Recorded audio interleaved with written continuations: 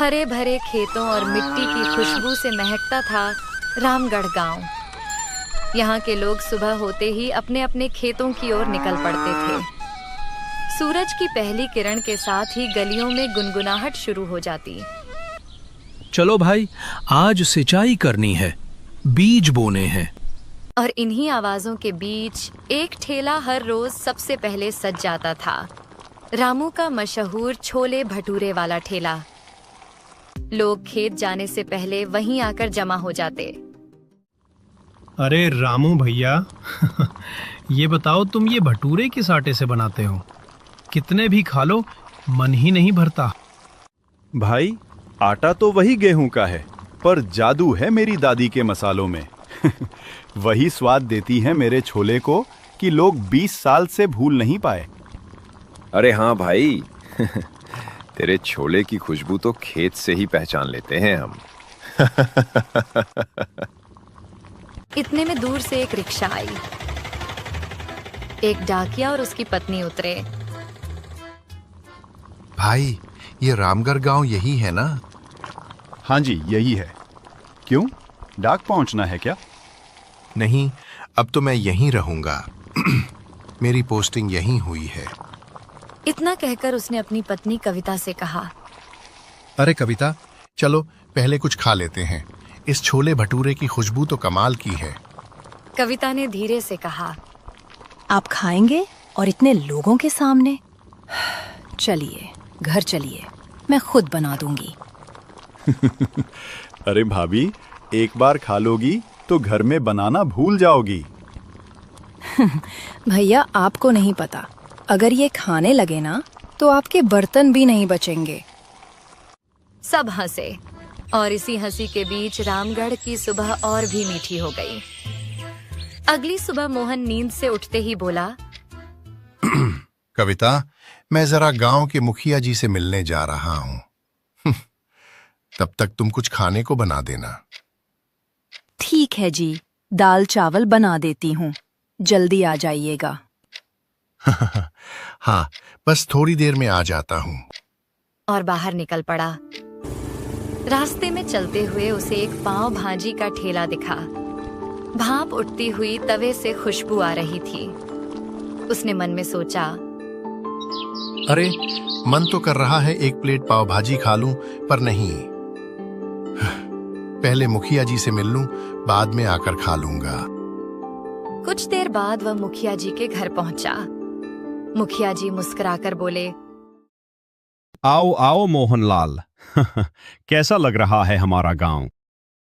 मुखिया जी, गांव तो बहुत अच्छा है, पर उससे भी अच्छा यहाँ का खाना पीना। अच्छा हुआ जो तुम बोले, आज तो हमारे पोते का जन्मदिन है। हमने पूरे 50 किलो बिरयानी बनवाई है। बिना खाए मत जाना।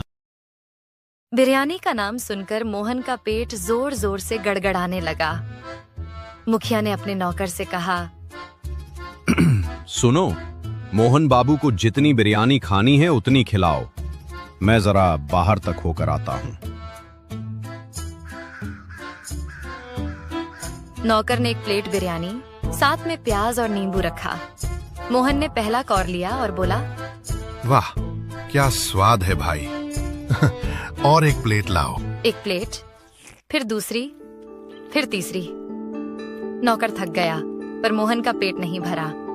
आखिर में पूरी 50 किलो बिरयानी गायब। तभी मुखिया लौटे और बोले, अरे मोहन बाबू, बिरयानी खाई या नहीं? मुखिया जी, खाई नहीं, खत्म कर दी, पूरी 50 किलो। मुखिया हैरान, क्या पूरी 50 किलो? जी मुखिया जी, अब चलता हूँ, रास्ते में पाव भाजी भी खानी है। और मुस्कुराता हुआ मोहन आगे बढ़ गया। पेट भरा, पर दिल अब भी भूखा। मुखिया के घर से निकलते ही मोहन सड़क पर टहलता हुआ पाव भाजी के ठेले के पास जा पहुंचा। खुशबू ऐसी थी कि फिर से भूख लग गई। उसने पूछा, भाई कितनी प्लेट पाव भाजी है तेरे पास? सब मिलाकर 14 से 15 होंगी। अरे यार, इतने में क्या होगा, जाने दे, घर जाकर कुछ खा लूंगा। भाई, तुम मजाक कर रहे हो क्या? मेरी पाव भाजी बहुत तीखी और मसालेदार है। 4 प्लेट से ज्यादा कोई नहीं खा पाता।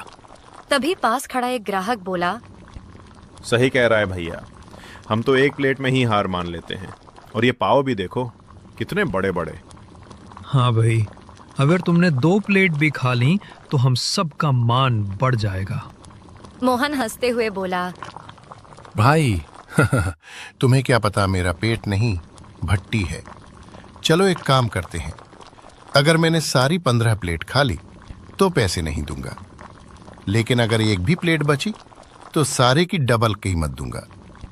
ठेले वाला की आंखें चमक उठी। मान गया, आज तो किस्मत खुल जाएगी। पहली प्लेट आई।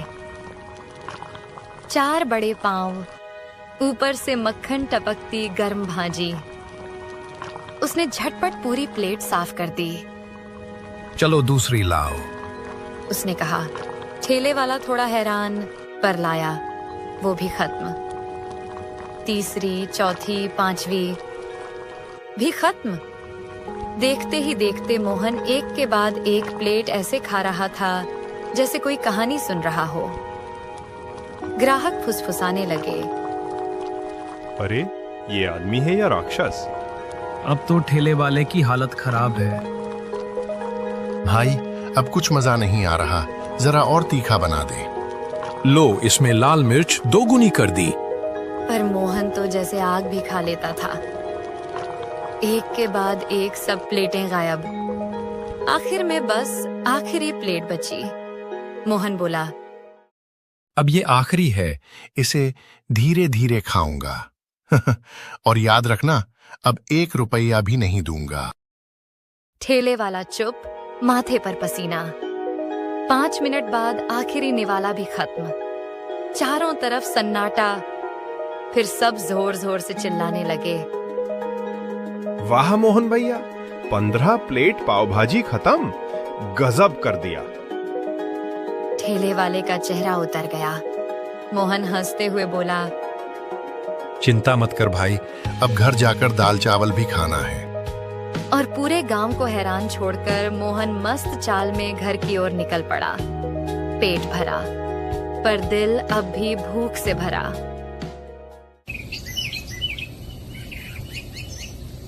अब रामगढ़ में सिर्फ एक ही नाम गूंज रहा था, मोहन, नया पोस्टमैन। हर चौपाल, हर खेत, हर ठेले पर बस उसी की चर्चा थी।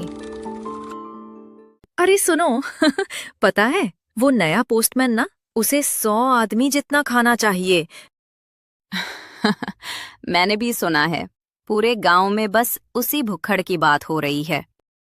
उसी समय कविता बाजार से सब्जी लेकर लौट रही थी। ये बातें सुनकर उसका चेहरा उतर गया। वो मन ही मन बोली, लोगों ने मेरे मोहन जी का मजाक बना दिया। घर पहुंचकर उसने गुस्से में कहा, सुनिए जी, आज से आप बाहर कुछ नहीं खाएंगे।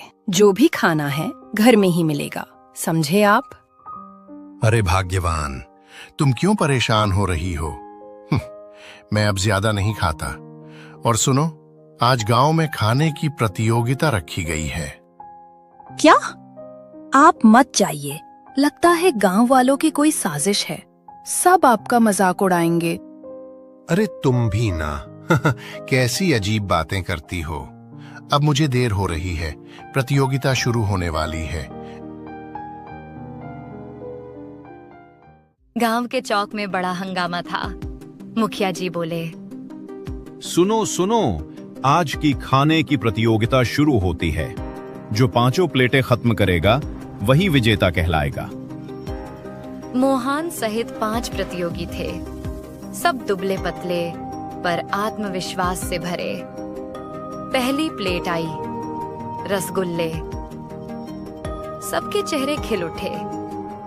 एक एक करके सबने रसगुल्ले खाए, पर मोहन तो रसगुल्ले ऐसे निगल रहा था जैसे मूंगफली हो। सब बोले, वाह, पोस्टमैन तो फौलाद का बना है। दूसरी प्लेट, दाल चावल। थालियां इतनी भरी थीं कि देखते ही 3 प्रतियोगियों ने हार मान ली। अब मैदान में 2 ही बचे, मोहन और गांव का एक जवान रघु। तीसरी प्लेट आई गर्मा गर्म जलेबी। रघु ने तेजी से खाना शुरू किया, मगर सिर पर पसीना। मोहन आराम से मुस्कुराते हुए बोला,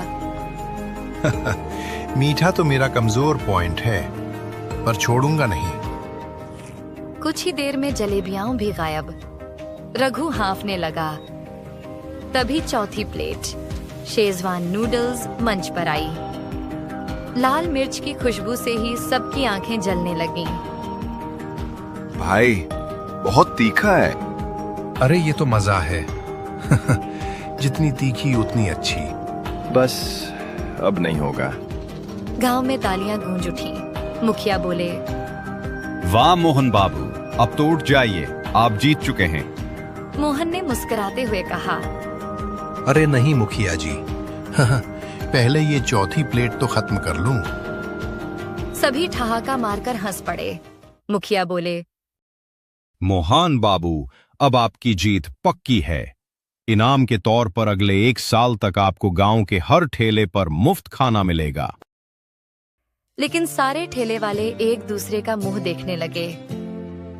भाई लोगों, चिंता मत करो, रोज थोड़ी थोड़ी खाऊंगा, पर रोज जरूर आऊंगा। पर गांव वालों को नहीं पता था कि मोहन दिन में खाना खाता है और रात में इंसान। अगले ही दिन रामगढ़ गांव में हड़कंप मच गया। सुबह सुबह एक औरत भागती हुई चौपाल पर आई। हाँफते हुए बोली, मुखिया जी, मेरे पति कल सुबह लकड़ी तोड़ने जंगल गए थे, अब तक लौटे नहीं। क्या रात भर घर नहीं आए? तभी एक और आदमी बोला, मुखिया जी, मेरा बेटा भी कल से गायब है, खेत से लौटा ही नहीं। घबराओ मत, आज पूरे गांव में खोजबीन होगी। हर कोना कोना देखो, अगर कहीं नहीं मिले तो जंगल में ढूंढेंगे। सारा गांव जुट गया। गलियां, खेत, नदी किनारे सब जगह तलाश हुई, पर कोई सुराग नहीं मिला। शाम को सब चौपाल पर जमा हुए। मुखिया बोले, हमने गांव छान मारा, अब बस जंगल बचा है। 4 आदमी वहां गए हैं, उनका समाचार आने दो। थोड़ी देर बाद जंगल से चारों लौटे। उनके चेहरों पर डर साफ झलक रहा था। एक बोला, मुखिया जी, हमें कुछ कपड़े मिले हैं, वही कपड़े जो लापता लोगों के थे, और वो भी एक गुफा के बाहर पड़े थे। लगता है किसी जंगली जानवर ने सबको खा लिया। मुखिया ने गंभीर स्वर में कहा, अब गांव को सतर्क करना होगा। आज रात पहरा दिया जाएगा। रात गहरी हो चुकी थी।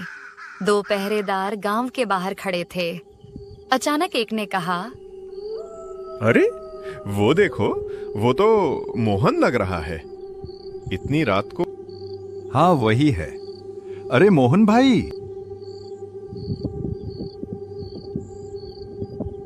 मुझे बहुत भूख लगी है, कुछ खाने को दो।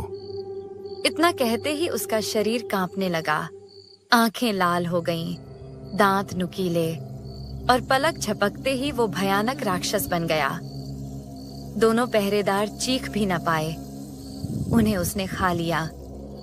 खून की गंध से हवा सिहर उठी। उसी वक्त मुखिया जी वहां पहुंचे। उन्होंने ऊंचे स्वर में कहा, बस करो, अब बहुत हुआ, वापस जाओ अपने ठिकाने पर। राक्षस कुछ ही पल में अंधेरे में गायब हो गया। मुखिया ने भारी आवाज में कहा, अब इस गांव को कोई नहीं बचा सकता। जो होना था वो हो गया। लोगों को कभी पता न चला कि वो राक्षस कौन था, और सबसे बड़ा सवाल ये रह गया, मुखिया जी को वो राक्षस कहां से मिला और उन्होंने उसे रामगढ़ में क्यों लाया। उस रात के बाद रामगढ़ की गलियां सन्नाटे में डूब गईं, और हवा में बस एक कहानी तैरती रही। रामगढ़ का पोस्टमैन, जो भूख में इंसान था पर रात में राक्षस बन जाता था।